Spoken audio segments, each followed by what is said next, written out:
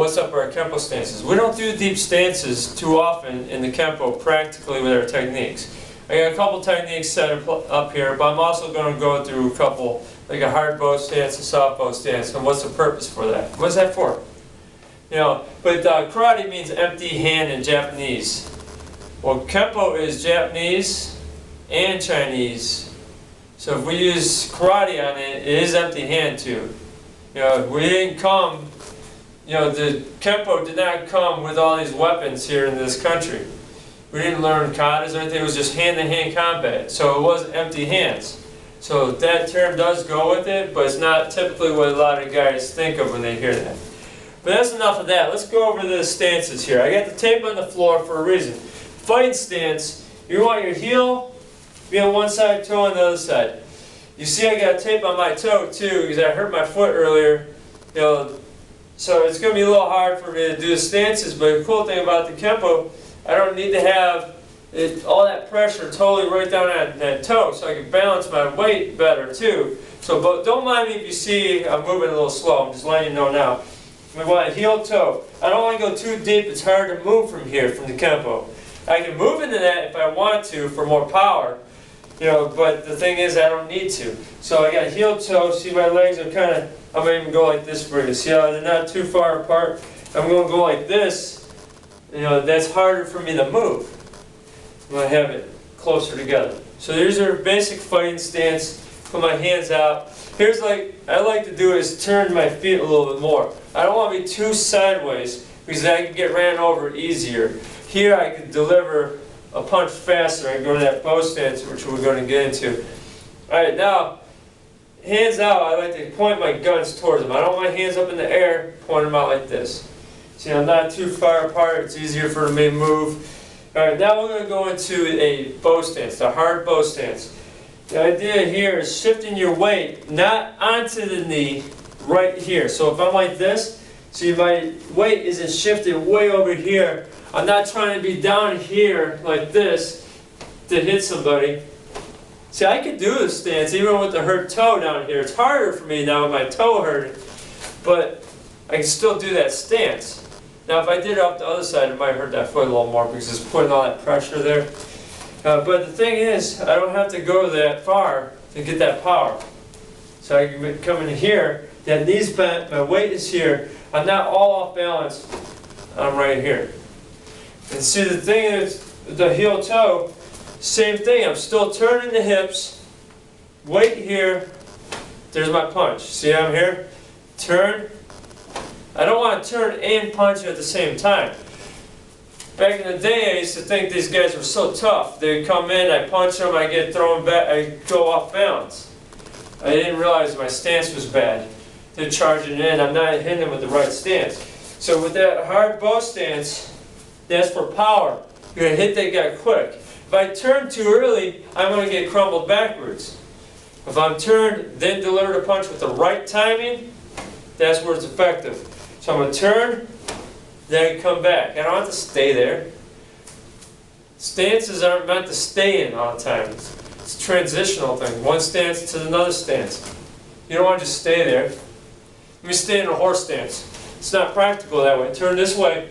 Right, I might work for something else. We're going to use that in our techniques that I showed. Alright, so there's the hard bow stance. Good if someone's right in front of you, you want to deliver power through them.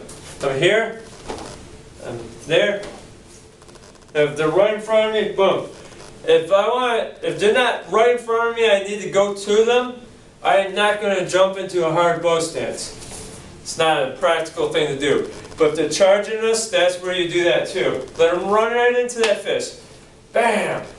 If you're not going to move out of the way, you better hit them hard. And you better have a good stance and do that. Remember I was telling you about them charging me, I hit them, I get crumbled back like this. That's inspiring, not even full contact. I'm like, man, they're pretty tough, I hit them hard. No, I didn't because I didn't do the right timing. If I did the right timing, I would have hit them hard. Because I tried too. Alright, let's go to the soft bow stance. I'm going to use it off my left foot because I don't want to crumble the toe on that. So at this point here, the soft bow, see when I'm here, I'm lifting that heel off and bending that back knee also. So I'm here. Now, here's the use about this. If someone's right here, yeah, that's fine. But if someone's charging me, I'm going to crumble back. And it's not a strong stance that way. I've been going over this with the students in my studio here. But the thing is, I asked them a question. After I did this, I showed them. I had them hold their hand out, went into hard bull stance. I didn't even have to have them go that deep. Actually, sometimes when they went that deep, they moved easier. But when they went to a good, Kenpo stance where it's not that deep, I'm here, and I had them hold there. They're pushing on it. And where I was pushing on them, I was like this. Some of them were just kids too, pushing kind of hard. And I told them, all right, soften that up. Go to the soft bow stance. One hand, moved them. Big men too. I had a couple of big students I did that with, moved them. And I was like, well, which is the better stance? They go the hard bow. I was like, why? Because it's stronger. Yeah, but sometimes you need the soft. It's still going to hit some power. Now, here's the thing, if someone's charging you, don't go to soft bow. It's not going to work. You're going to get crumbled back, lose balance. You're not going to have a lot of power to your punch in the first place. These are going to come running in and jamming you. That's why you need to harden that up there. All right, now here, soft bow. Move forward, then you can bring that in and deliver. Again, pivot those hips. So I'm like this, forward, turn, put the heel, or the toe down, the ball of the foot, the heel up, then I deliver my punch. That's the use of that. So what's that stance for? What's with that stance? That's what's with that stance. All right, now we're going to go into the technique 7 swords, or I call it 7 S words. I'm just messing around. All right, here we go. So I was throwing a punch. I'm going to step. I go in that horse stance here, so I'm in the fighting stance, but block. I call this an active fighting stance. So here we go. Step. Get the knees bent. You don't have to be down in here. Now look, you're moving slower. Come up here. Just bend them though.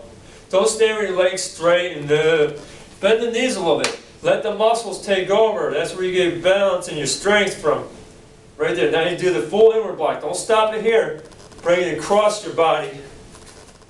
Now chop right here. At this point, you can chop with just the arm, or you can turn into the soft bow stance or the hard bow stance. Either way it works. Boom, boom. You can go into the horse here, block. Turn to like a hard bow stance, soften it up here. Now come back. There's your spear hands we do in the technique where we do the punch. Move out of the way, rake, chop, chop. So here we are. Step, block, chop, palm. Here, move. Now if I try to do deep stances with our Kenpo, I'm going to show you the difference here. I'm going to do it fast first with the normal way.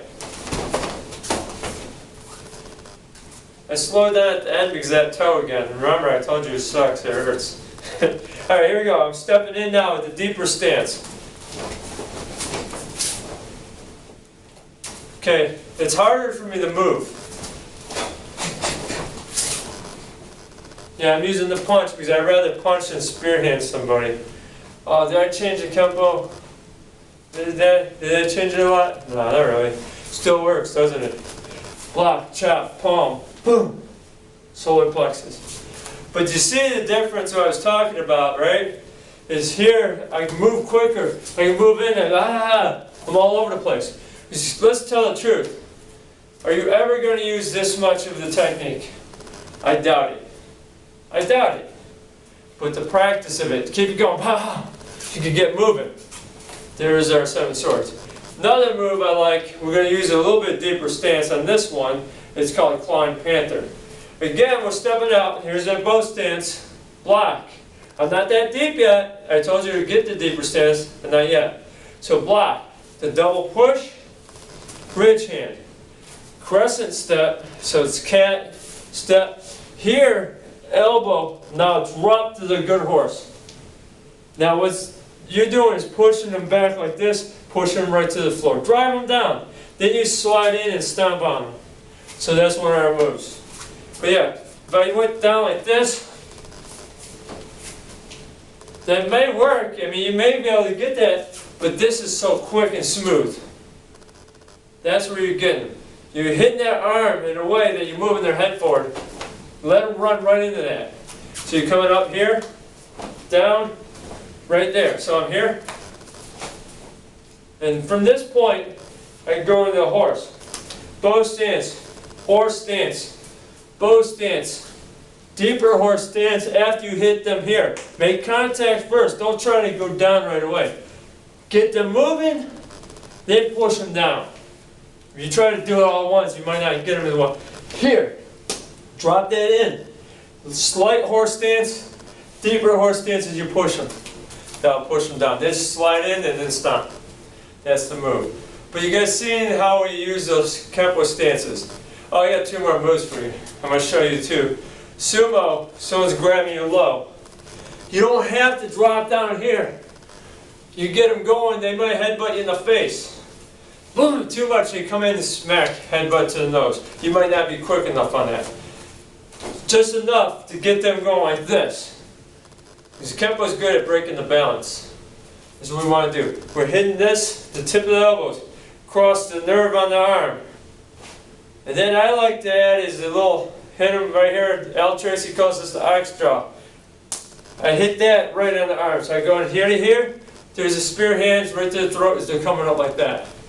Now move forward, elbow, turn. Here's that soft bow. We call this the reverse bow stance. Is where you put your heel down and reverse soft bow. And then you pull in, back kick. We like to do the soft bow because it's easier to throw that kick. I'm going to kind of keep it cool on doing the soft bow right now and the kick on this. Because even from this point, I'm going to have to balance on that foot to kick. I'm going to skip that a little bit. Alright, so we're going to step over. See, I'm here. I don't want to go all the way down here. I could though, couldn't I? But it's not practical. Remember, what's up with that Kenpo stance? A lot of people wonder about it. I'm giving it out there. I'm just letting you know. Step, drop, spear. Now look, it's easier to move this foot. If I'm down here, I have to come up. Well, it's here. Now I'm there. Boom. Now I kick. So I'm here. If I go deeper, now I have to come up. It's a lot more. Use more muscles. Down here, well, I'd rather just hit you. If I have to use this, I don't want to fight, but if I have to, I don't want to waste it all on my stance going down to the ground. That's not Kenpo, it's not practical. My instructor is a 10th degree black belt in the Tracy system. Al Tracy promoted him to 10th degree. His name is Mark Miller. And I asked him, Mark, what good is the deep stance in the Kenpo? He goes, the deep stance is good for a deep stance. There's places for it. Okay, now another move we have called circling elbows. We got someone bear hug from behind. Your arms are free. We're going to do the same type thing here, but this time from here, you don't have to go super deep either, but it depends on how they're moving you. And this time, instead of stepping left, we're going to step right. We're going to drop to the horse, elbows, hitting the top of their arms, but that's probably not going to get them to let you go. But one thing it's going to do is it's going to make it harder for them to lift you, because now you're dropping your weight into them. If you go too low, you might not be able to get around that leg. But if they're kind of wider base, you might have to step over a little bit more. Boom. Then come out. Pull this foot in. Now if you just do like this kind of stance, you could trip them on that leg and it'll probably fall or trip, stumble off the side if you didn't hurt them enough. But if you drop that in there a little deeper, this is the point where we use a deeper stance. Same movement, sumo. We didn't have to go that far. This time we're going to go here. We may have to go a little deeper. Come out. Get deeper. Boom, boom.